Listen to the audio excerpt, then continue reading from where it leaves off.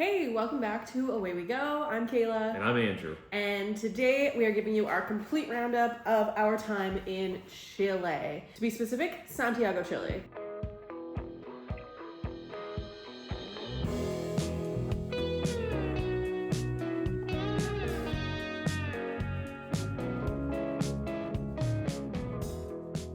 This is country number 4 on our trip around the world, and we spent a full 2 weeks in Chile, and this is everything that we spent, everything that we enjoyed, and all the things that we want to pass on to you as bits of information for your own curiosity's sake, or in case you yourself are going to Santiago, Chile. The way we start off all of our country roundups is by going over the financials, and that is Andrew's domain. So Andrew, why don't you take it away for us?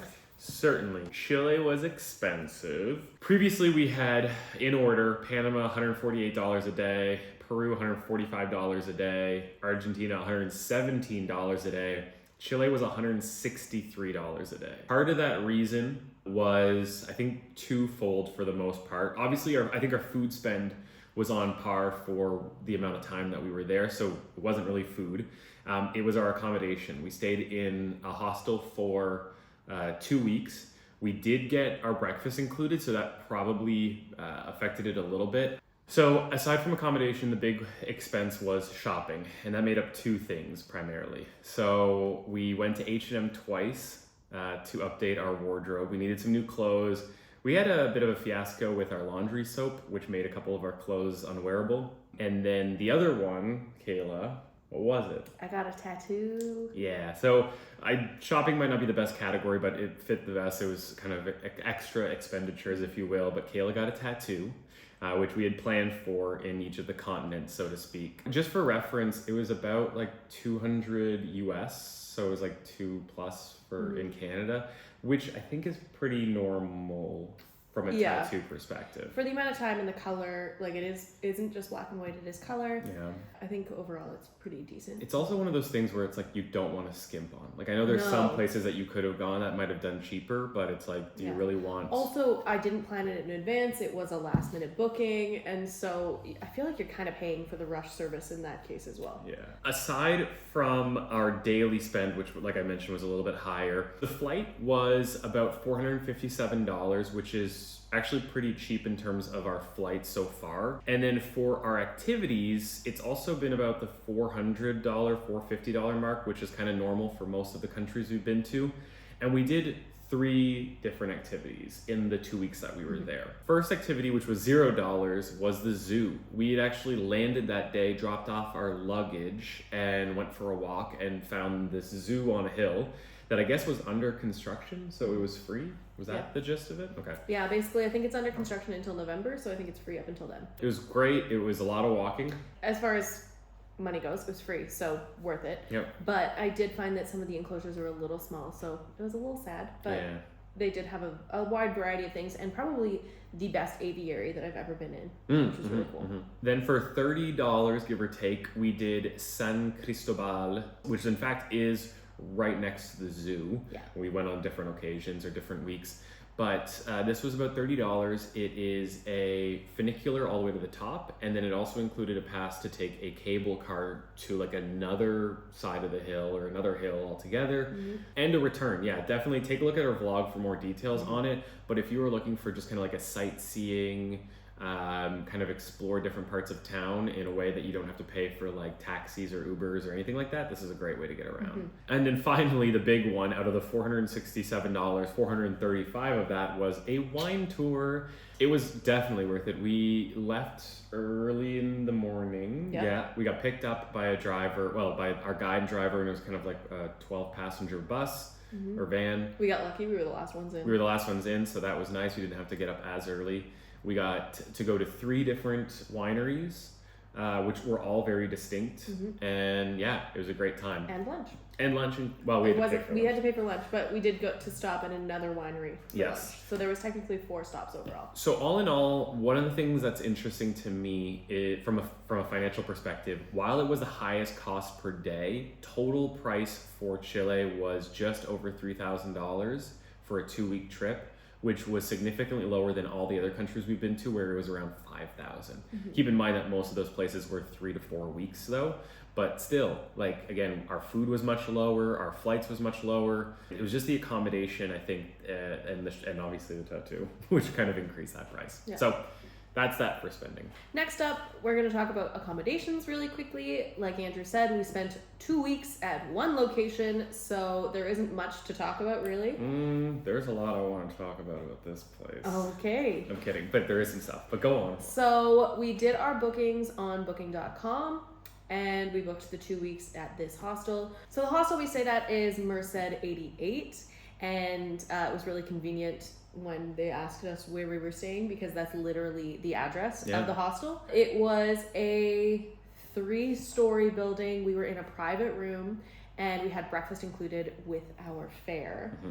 So we did pay a little bit extra to do the private room as opposed to the bunk beds. But again, for 2 weeks, it was kind of nice to have our own space. Mm-hmm. We had a little bit of a balcony space, which really we didn't use all that much because it was connected to the next room. Yeah. But one of the biggest reasons why we booked this hostel specifically is because they also had a co-working space. So they had a co-working space in the basement, which meant that Andrew could go down there every single day and take his meetings. There were hot desks set up, lots and lots of plug space, and for the most part, especially because of the season that we were in and visiting, it wasn't too busy. No, at most I would probably be down there with like 2 people, but for most of the days it was like either by myself, or I had one other person who would join. So it was so it was pretty good. It was pretty nice to have that kind of freedom to take calls and whatnot. I find it's always challenging in certain co-working spaces, especially with hot desks, because I want to take calls and talk like I'm talking to you now, but even this voice at this level can seem a bit much, because if I was talking to Kayla, if I'm talking to you, this would sound like a very loud voice right now. Mm-hmm. So I don't know. It probably also sounds loud on your calls. You've never had to listen to yourself. No, I know, but yeah, and thank God there's no kind of feedback loop or reverb of that all. But anyway, so I was fortunate that it wasn't super busy. There's other people who took calls. Most people would be down there, and if they weren't taking calls, they would be listening to music or watching something. So, so you weren't really I didn't feel bad if I was talking. Somebody made a joke on one of my calls because I had to lower my voice, so I was talking a lot more like this, that this was my NPR voice. So I'm not a fan of it because it does sound too I think monotone. what you need to do is you actually just need to bring your voice higher. Bring it up higher. See, now it gets sing-songy. So then I would just, It's the loud voice The that's deep down voice. here in your chest. I don't know how to. really then I loud. seem like I'm just like overly excited about puberty. Anyways, love the co-working space. Yes. It also had a couple other spaces that were like community spaces. So they had a space where there was a pool table, some chairs, some bean bags, another TV, which we didn't really use. I used sometimes. I sat on the couches and edited. They also had the kitchen and the dining room, which we were able to use. So they had a full kitchen, fridge, stove, oven. Microwave? There was a microwave. And then the last space that they had for us was actually the roof. They had a beautiful rooftop terrace. It was a little cold while we were there. We did visit for 2 weeks in May, so we're technically getting into their fall winter season. Usually during the day it would get up to maybe 15-16 degrees Celsius, and at night it could get as low as 2 degrees Celsius. So just something to know if you are thinking that Chile is going to be a warm place all year round. It is not. They do have seasons, they do have winter. There was a bar there. You didn't mention that. Up near the terrace. That was nice. And we met a few people who worked at the bar. A lot of them are kind of either volunteers or they work with the hostel. But one of the things they noted is obviously, as you mentioned with the weather, it would have been way busier throughout their kind of hotter months.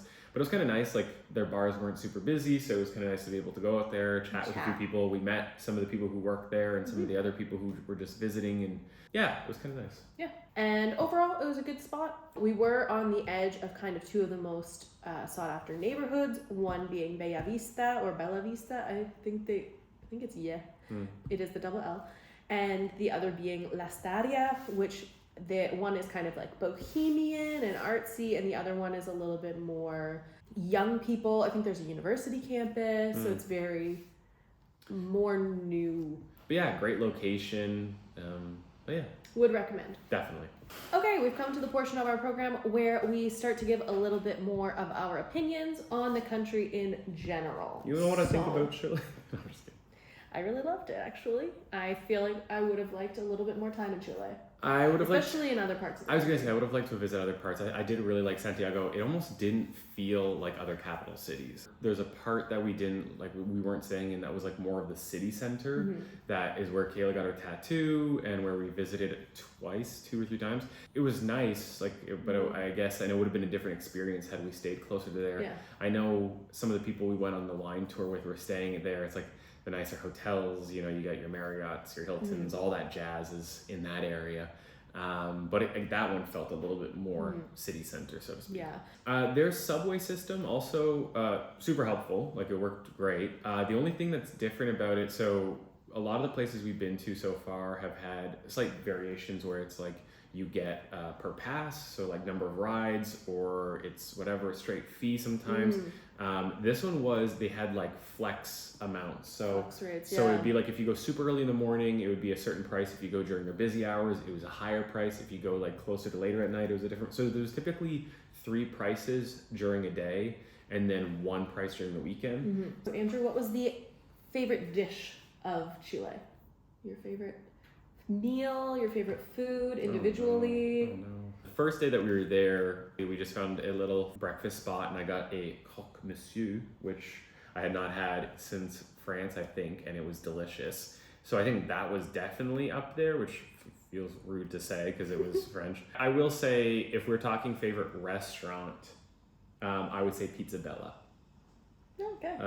They made kind of individual size pizzas, arguably not individual size. They were pretty big. It's an LGBTQ friendly pizza shop. Yeah. It was a super cute little kind of corner restaurant. I loved it. Yeah. What about you? I have to say, as far as meals go, I feel like we didn't actually eat a lot of Chilean food. And the reason being is because we were trying to save money. We knew that the accommodation was a little bit more expensive, so we did end up cooking a lot of our own meals. Yes. So we went out on our travel days when we didn't have access to the kitchens, and that's the main times that we ate out. Yeah. I think my favorite dish and my favorite place that we went was the restaurant that we went to on the wine tour, where I had a squid ink ravioli. So good. You had a pulled some kind of pork. pasta. Yeah, I can't remember exactly what the Anyway, details were, but it was so good. Really good. But I believe it was an Italian restaurant. Something like that. But I found it really hard to actually find Chilean foods. Yeah, I did have an Italiano. It's a hot dog, in short, I guess, or a sausage. And then there was different types that would have different toppings on them. The Italiano would have chopped tomatoes, avocado or guac. It was more of like an avocado. And then mayo in the form of the Italian flag. And that was okay. I don't want to piss any Chileans off. It wasn't anything special. It felt like it was way too much toppings for the amount of meat. Maybe I just didn't go to a great spot for it, but I feel like if it had been more of a sausage, it would have been better, more meat, so to speak. I would say overall, like a lot of the Chilean foods that we ran into, they would reference others. So you would have like arepas, which I think were Colombian or Venezuelan. They would have empanadas, which Spanish, and then arguably there's different styles. But so it was tricky. And again, to Kayla's point, part of us also saving money was doing groceries and making meals in the hostel, so we didn't go out as much to eat. Yeah, so something for next time. Yeah. Favorite bar or drink? I have to say, I think one of my favorites was Chipe, which is a combination of the names Chile and Peru, and basically it was a pisco bar. Yes. So pisco was a big thing in Peru, and I thought that's where it was from, but I guess pisco grapes are grown down the entire side of South America, and so Chile actually has a large percentage of the pisco production stuff going on as well. Yeah.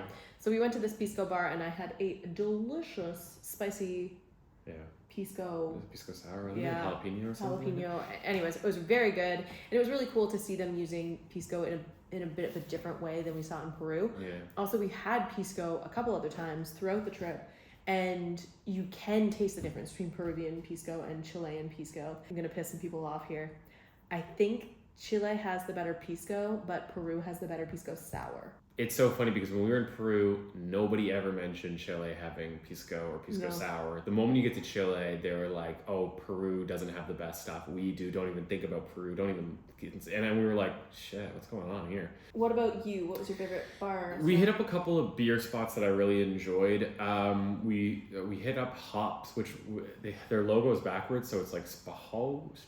I don't really know. That was nice. They didn't have a lot of options. I think my favorite was probably Cross beer. They had about, I want to say 10 beers. And what was cool is they had 2 flights. They had a flight of their 6 basics. So it would be like their ones that they're like continuous taps. And then they had another flight that was their 4 specialty ones. So whatever they had that was kind of like in season. So it was great because you and I were able to like have 10 beers in one sitting. Yeah. We also did do Far Away, just quick shout out to them. They were really cool. They had a lot of different beer options. Beer. Kind of, one of those things where it's like, again, it's a little bit pricier to go do craft beer, so we didn't go there all that often, but still worth it. Yeah. What was your favorite activity? You got to say the wine tour. Yeah. I think it was great I going agree. to the zoo and doing the hill, but the wine tour was super cool. We had a great host and we had a great time with, we were Meeting fortunate. people. We were with a group of 12, and I think for the most part it was like, either it was fun to meet some people or some people kind of went off and did their own thing, which was totally fine. Nobody's going in here trying to be like, yes, I taste this. Like, it's just to eat, and they say right off the bat, they're like, we're gonna get buzzed, we're gonna get drunk, we're gonna have a good time. And I think we were buzzed after the first location. I was like, good to know. Nothing else to say. I agree. Yeah. Do you have a favorite day, or would you say that one? I feel like I worked a lot when we were in Chile, and so I feel like I don't remember much. And the wine tour took up one of the main days of our weekends. Like, we only really had we one landed weekend. on a Sunday, then we had one weekend, and then we left on the Saturday. So Yeah. we really only had like that one. So I think as far as favorite days go, that would definitely be one of them. But I think the other day that I really, really liked is we went up to the rooftop terrace one day, and there was a bunch of people drinking wine, and they invited us to sit and drink wine with them. And so we ended up meeting a lot of people who live at the hostel or like call it home and things like that. And it was nice just for the really- rest of the trip because you got to we saw them and it was like Yeah. friendly. It was like, oh hey you or whatever. So from not the best day, but a memorable day would be the power outage day. All right. So just as a quick recap for our scores, we gave Panama a 6 out of 10, we gave Peru an 8.5 out of 10, and we gave Argentina an 8 out of 10. Yeah. How would you rank Chile? This is a hard one because I feel like 2 weeks is not enough time to really get to know a country. You're not doing a ton of exploring. We were making our own food, so half of the experience of like tasting local cuisine is also kind of gone. And so I feel like any rating I give it is kind of going to be unfair.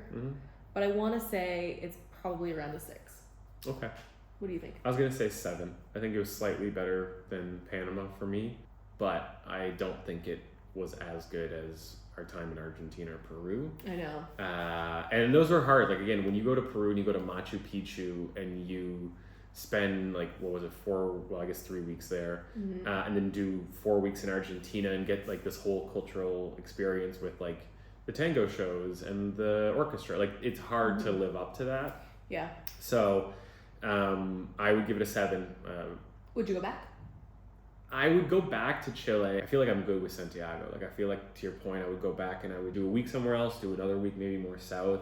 I would love to do more hiking in those regions. Anyways, overall, I really liked it. I would go back. I think I'm in the same boat of like probably maybe not all the time in Santiago. I did really like it, but yeah. Well, that is it from us. That is our review of Chile. If you have thoughts on Chile or you think we're 100% wrong, feel free to leave us a comment. And if you have other questions or thoughts about Chile, leave us that below. But on our next vlog, we'll be starting off on the other side of the ocean in Madrid, in Spain. So join us for that. Yeah. Thanks for joining us. Don't forget to like and subscribe. And we'll see you next time. Bye. Bye.